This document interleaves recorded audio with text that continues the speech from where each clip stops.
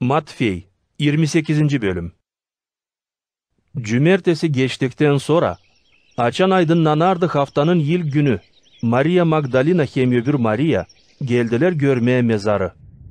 Birden oldu bir büyük yer tepremesi. Zere bir angel sahabeden indi gökten da gelip devirdi taşı mezarın ağzından da oturdu taş üstüne. Onun görümü çimçilik gibiydi. Rubaları beyazdı nice kar. Bekçiler korkudan titrediler da yölü gibi yere düştüler. Angel dedi karlara: "Korkmayın. Zere bilirim, hani arırsınız Stavroz'a gerilmiş Yesus'u. O yok burada. O dirildi nice söylediydi. Gelin görün yerini. Nerede sahibi koyuluydu. Da hızlı gidin söyleyin onun yürenicilerine. Hani o dirildi yölüden. O gider sizden yönce Galilea'ya. Orada göreceğiniz onu. De ben size söyledim." Onlar hızlı çıktılar mezar içinden korkuyla, hem büyük sevinmekle. Kaçarak gittiler haber versinler yürenicilerine. Ama açan giderdiler söylesinler yürenicilerine. Tek kendi Yesus karşı çıkar onlara da der: "Selam." Onlar yaklaştılar, sarmaştılar ayaklarına da baş eğilttiler ona.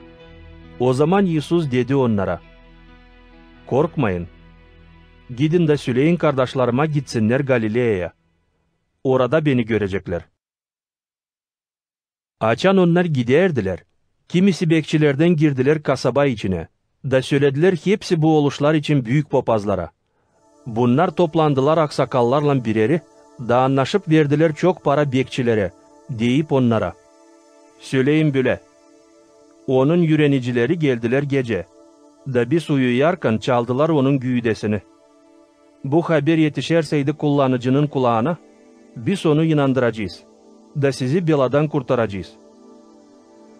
Askerler aldılar parayı da yaptılar yöle nice onları yürettiler. Yahudiylerin arasında bu haber dağıldı da yetişti bugünkü güne kadar. 11 yürenici gittiler Galilea'ya bayırın üstüne.